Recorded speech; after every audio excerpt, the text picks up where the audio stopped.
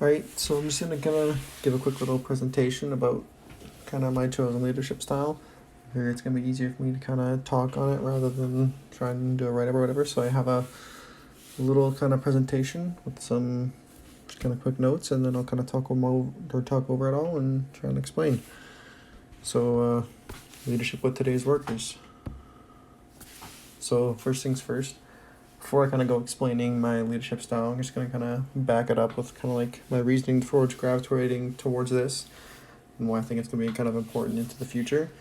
With our line of work, we're working with a lot of different generations. We work with a lot of like older retired people, younger people right out of high school or still in high school, and then we even have the occasional kind of old adult who has like their young children, kids, all that kind of stuff.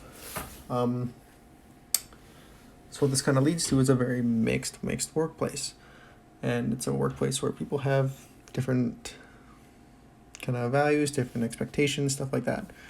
So whereas your baby boomer, they're kind of loyal to the career, not so much the employer. Might kind of go, well, if you're not paying them enough, they're just gonna go somewhere else. Kind of like the team involvement, like those morning meetings, the other older guys, like kind of that kind of workplace in a sense. Generation X, again, these are kind of more your young adults. They have their younger kids, kind of stuff like that. A big thing with them is their work-life balance. Again, they're young families. They kind of have expectations. They probably gonna be the kind of people who want like their or weekends off and that kind of stuff.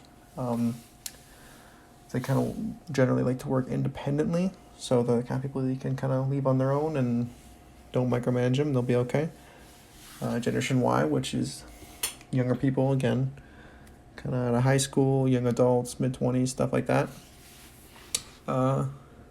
They're another, again, different kind of worker. They like to be sociable. They like to have interactions. They like to have their input known, kind of stuff like that. They're very, sociable. They just like to have that rapport with their employer, which is again why they're more loyal to their employer more than their career. If you're a really charismatic leader, you're going to get a lot better work out of them. They like to know they're working for somebody they can respect. If you show them that respect back, it'll generally work out for you. So what does this mean for your workplace? Well, I kind of touched on this a little bit, but different people are going to have different needs. They're going to be gone about with like different like disciplines or different praise, kind of stuff like that. You can't just go at it with a general rule of thumb. I do this approach. You need to kind of go at each person differently. So then that kind of leads me to my chosen leadership style, which is a democratic leadership style. I feel like this is just going to become more and more relevant because what this leadership style is, it's a little bit of a hands-off leadership style, so you kind of give people that trust, as well as an autocratic leadership style where you kind of have the final say in everything, and then everybody's like throwing or doing whatever they want kind of thing. But the main thing about this is the input is key. So it's like a democratic style. You're constantly getting other people's feedback, or you're getting their opinions and that kind of stuff. You're making them feel valued, making them feel wanted, making them feel like their opinions are going to change, the work that's being done. I feel like this works out for whoever you're working with, because then you're working with everybody the same and yet different. You're asking everybody their opinion, regardless of age, regardless of experience. You're getting everybody's opinions, their thoughts, which can be good for you too as a leader. It's sometimes you need that outside look to try and get the best job done, but it also allows you to treat people differently.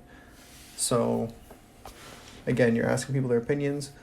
Someone does something well, give them what they want, what they think is going to be the best. Maybe if it's like an older guy, you sit down and talk to him a bit about his old job, retired job, whatever, talk about his family, that kind of stuff. If it's Generation X kind of guy, want his work-life balance, maybe you give him whatever, hey, take that Saturday off or whatever. Or if it's a millennial, that kind of stuff, you just kind of give them that praise, that, hey, that looks great, like really nice job, like for everybody, but the results are going to be the best out of kind of that age group. So you can kind of tackle every single person differently, but still have the same kind of idea of what you're going into every single time of getting their opinion. I use this a lot this summer, and again, we're in kind of that, we have people of all age groups, and this worked out very, very well for me.